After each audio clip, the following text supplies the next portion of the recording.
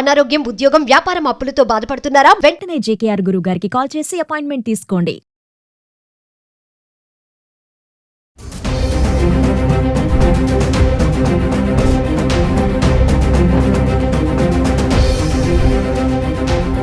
నమస్తే, welcome back to Suman TV. ప్రస్తుతం మనతో పాటు ఉన్నారు certified astro business coach Javeria గారు. నమస్తే మ్యామ్. నమస్తే నవీన గారు. మేడం, మరి మనం డైలీ బంగారం వెండి గురించి మాట్లాడుకుంటున్నాము. ధరలు పెరుగుతున్నాయి, తగ్గుతున్నాయి, ఎందుకు ఈ హెచ్చు తగ్గులు వస్తున్నాయి అనే దానిపైన మరి చూసుకుంటే మామూలుగా ఈ పసిడి ధరలు అనేది అంతర్జాతీయ మార్కెట్కి అనుగుణంగా చేంజ్ అవుతూ ఉంటాయని అంటున్నారు. దీన్ని ఎలా చూడొచ్చు అంటారు? ఎగ్జాక్ట్లీ నవీన గారు, దిస్ అబ్సల్యూట్లీ ట్రూ అన్నమాట. ఎందుకంటే ఇంటర్నేషనల్ మార్కెట్ ప్రభావమే గోల్డ్ మీద చాలా ఎక్కువగా చూపిస్తుంది. సో మనం అనుకుంటాం ఇన్ జనరల్గానే, అంటే మన ఇక్కడ లోకల్ కానివ్వండి అండ్ తర్వాత గోల్డ్ అండ్ మార్కెట్ గురించి ఎగ్జాక్ట్ తెలియని వాళ్ళు ఏమనుకుంటారంటే ఎక్కువ డిమాండ్ గోల్డ్ పైన పెరుగుతుంది కాబట్టి, అంటే మనం ఆడవాళ్ళకి ఇష్టం కాబట్టి కొంటున్నాము, దీని వల్ల ధరలు పెరుగుతున్నాయి అని. కానీ అది వాస్తవం కాదనమాట. ఎందుకంటే ఇంటర్నేషనల్ మార్కెట్ వైపు చూసుకుంటే మనకు జియో పాలిటిక్స్ కానివ్వండి, ఇంకా ఇతర అంటే అన్స్టేబిలిటీ అనేది కనిపిస్తుంది షేర్ మార్కెట్లో. ఎందుకు అంటే అది టారిఫ్ కానివ్వండి, కాజ్ అండ్ తర్వాత మనకు యుక్రెయిన్ రష్యా వార్ కానివ్వండి, ఇప్పుడు చూస్తున్నాం ఇండో పాక్ రీసెంట్గా మన భారతదేశంది కూడా. సో వీటన్నిటినీ దృష్టిలో మనం పెట్టుకొని డాలర్ కన్నా కూడా ఏదైనా మంచి ఆప్షన్ ఉందా అంటే అది గోల్డ్ మాత్రమే అన్నమాట. అందుకని ఓవరాల్గా నాట్ ఓన్లీ ఆర్బీఐ అంటే ఓవరాల్గా వరల్డ్ వైడ్గా చూసుకుంటే కూడా చాలా కంట్రీస్ బ్యాంక్స్ మొక్కు చూపిస్తున్నాయి గోల్డ్ కొనికి అండ్ రేస్లో పడాయి అన్నమాట. సో దాని వల్లనే ధరలు పెరిగాయి. ఇదే the main cause. So banks, central banks కొనుగోలు చేసుకోవడం వల్ల అది కూడా టన్నుల లెక్కన కొనుగోలు చేసుకుంటున్నారు.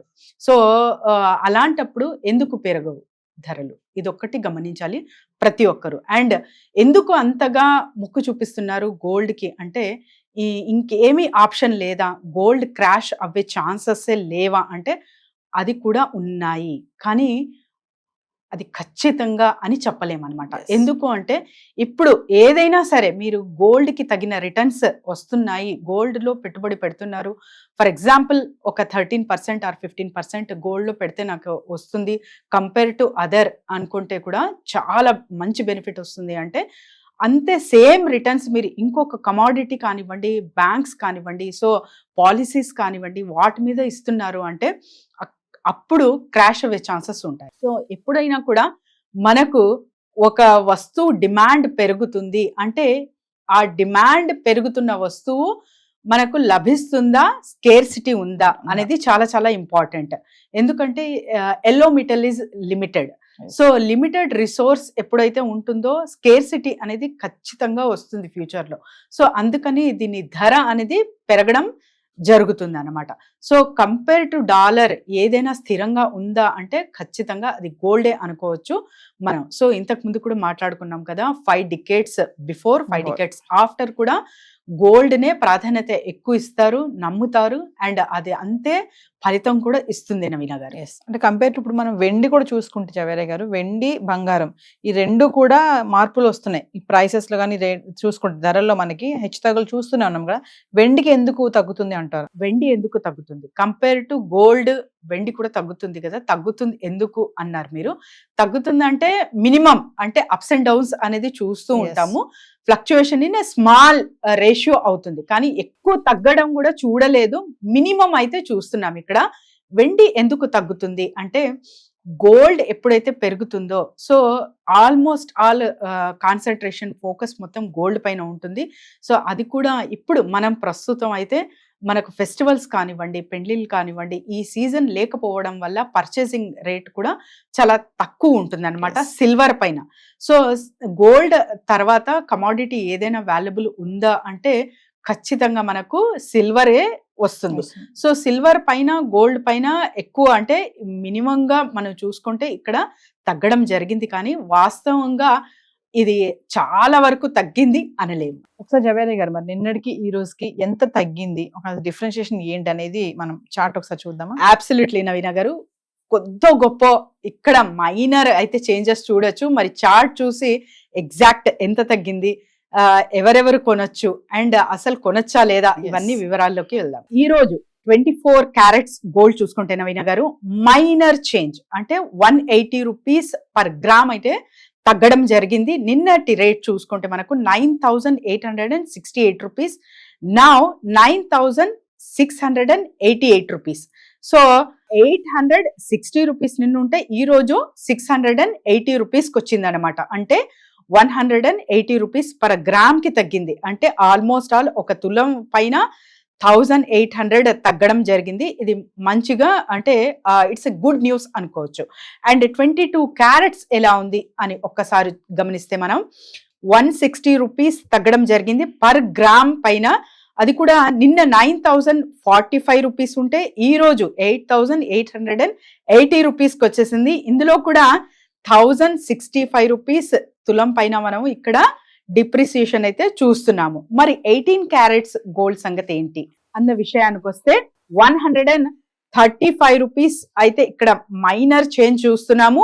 అది కూడా గ్రామ్ 7,266 800 క్యారెట్స్ కి అవైలబుల్ ఉంది నవీన గారు. సో మీరు సిల్వర్ రేట్ కూడా అడిగారనమాట. సో ఇక్కడ సిల్వర్ ప్రైజెస్ చూసుకుంటే నవీన గారు మైనర్ అన్నాను కదా నేను, జస్ట్ 2 రూపీస్ మాత్రమే తగ్గడం జరిగింది.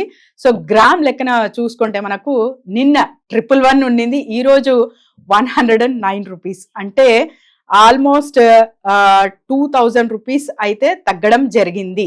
అంటే శుభవార్తే అనుకోవచ్చు. సిల్వర్ ఎవరైతే పర్చేస్ చేయాలనుకుంటున్నారో మ్యారేజెస్ కానివ్వండి, ఇన్వెస్ట్మెంట్ పర్పస్ కానివ్వండి, వాళ్ళు ఇప్పుడు పర్చేస్ చేయొచ్చు. ఎగ్జాక్ట్లీ అంటే హైదరాబాద్ సంబంధించిన రేట్సే ఎక్కువ మాక్సిమం చెప్తున్నాం ఇక్కడ. ఎందుకంటే రెండు తెలుగు రాష్ట్రాల్లో ఎక్కువ ప్రాధాన్యత హైదరాబాద్ నుంచి కొనుగోలు చేస్తూ ఉంటారు. డిజైన్స్ కానివ్వండి అండ్ తర్వాత ఇక్కడే చాలా ఎక్కువ డిమాండ్ ఉంటుందన్నమాట.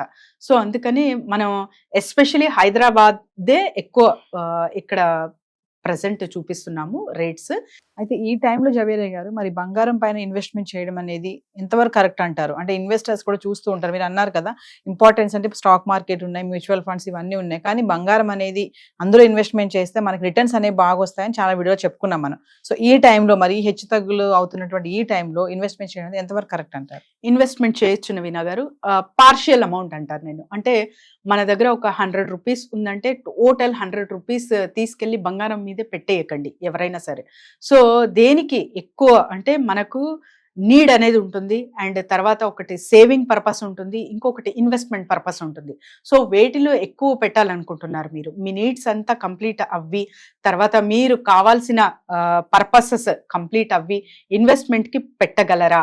సేవింగ్ అంతా కంప్లీట్ అవ్వి పెడుతున్నారా, లేక జస్ట్ నాకు ఇష్టం లేదు పెరుగుతుంది అనే ఒక ర్యాట్ రేస్ లో పెడుతున్నారా అనేది ఎవరికి వాళ్ళు ఫస్ట్ చెక్ చేసుకోవాలి. సో ర్యాట్ రేస్ త్రూ వెళ్తున్నారు మీరు అంటే ఖచ్చితంగా ఇక్కడ ఆగాల్సిన విషయం ప్రతి ఒక్కరికి ఉంటుందన్నమాట. లేదు నేను సేవింగ్స్ ఉన్నాయి, నా దగ్గర నీడ్స్ కంప్లీట్ అవుతున్నాయి, సో జస్ట్ ఇన్వెస్ట్మెంట్ కొరకే నేను పెట్టాలనుకుంటున్నాను అంటే ఖచ్చితంగా పెట్టచ్చు, but not for the short period. ఎప్పుడైనా కూడా మీరు లాంగ్ టర్మ్ గా ఆలోచించి పెడుతున్నారు అంటే ఖచ్చితంగా మంచి ఫలితాలు అయితే చూస్తారు. థ్యాంక్ యూ థ్యాంక్ యూ నవీన గారు.